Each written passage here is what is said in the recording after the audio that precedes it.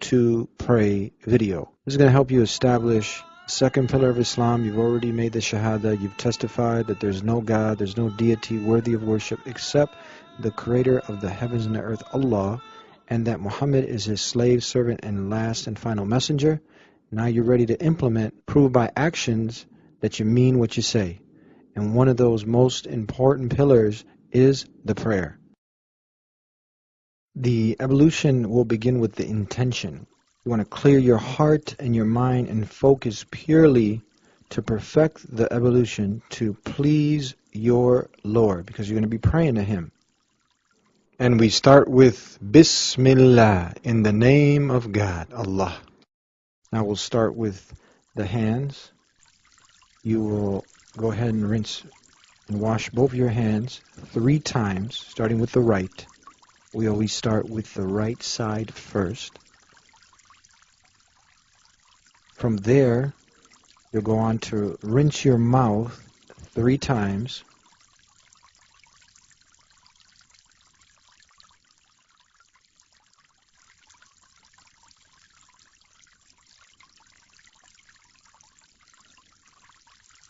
Next, we'll move along to the nose.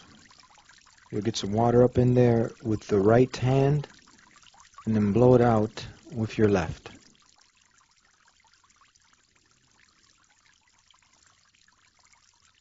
We'll move along now to the face. You go ahead and wash your face. Make sure you're getting the whole complete face.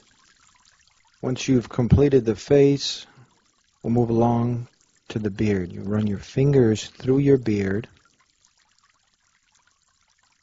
From there, we'll go along to the forearms, all the way up to just about the elbows, above the elbows. You want to make sure you're getting water on your forearms, starting with the right, moving along to the left.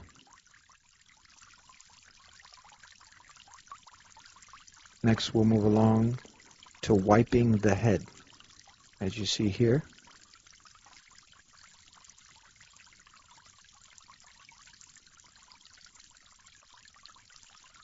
Next, you'll use your 2 index fingers to clean inside and behind your ears. Move along to the feet. Start with the right foot. Clean in between the toes with your little finger. And make sure you clean your feet up until your ankles. Start with your right and then move along to the left.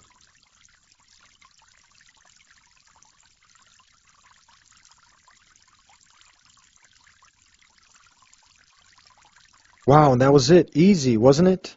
Now you recite أشهد أن لا إله إلا الله وحده لا شريك له وأشهد أن محمدا عبده ورسوله.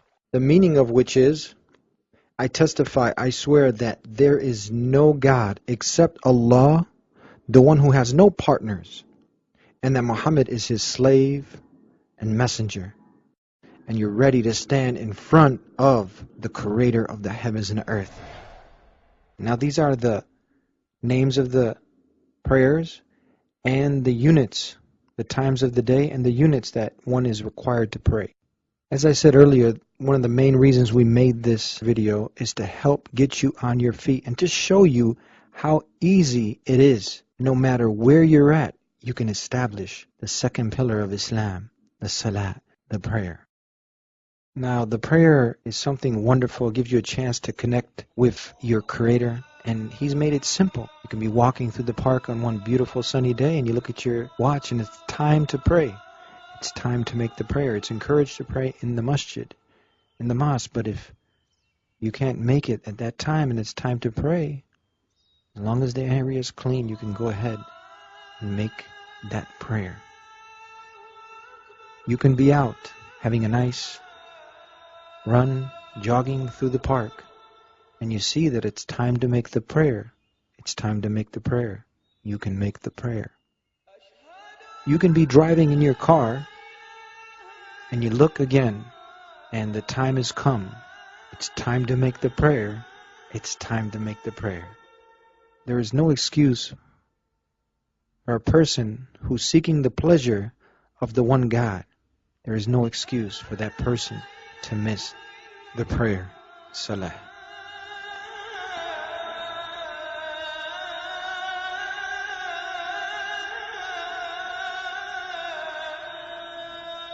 You can also be at your place of employment. And now it's time to pray. You look at your watch, and it's time to make the salat. You can collaborate with your co-worker, and you guys can pray together too. There's no excuse to miss the prayer. It's that simple. It's that easy. You can be in the park. You can be out for an afternoon run. You can collaborate at work with your co-worker and pray together to the one who created you. There's no excuse to miss the prayer. Now we're going to be going over some basic movements, postures, and details of the prayer. Again, these are just a few of the basics that you need to be aware of, and in no way does this substitute a live teacher.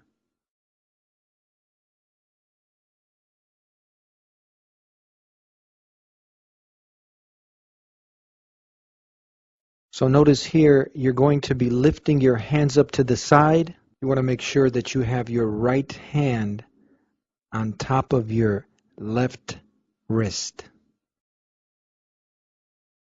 Making sure that your eyesight is fixed to where you're going to be prostrating. When you finish reciting, you'll go to the next position where you'll have your hands on your knees, and you want to make sure as you see the line that your back is straight. Here I'm bent over too much, so you want to make sure that your back and head is lined up straight. From this position, you're going to come back up. Then you will go ahead and prepare to prostrate. You will be learning all the different recitations in the next coming clips.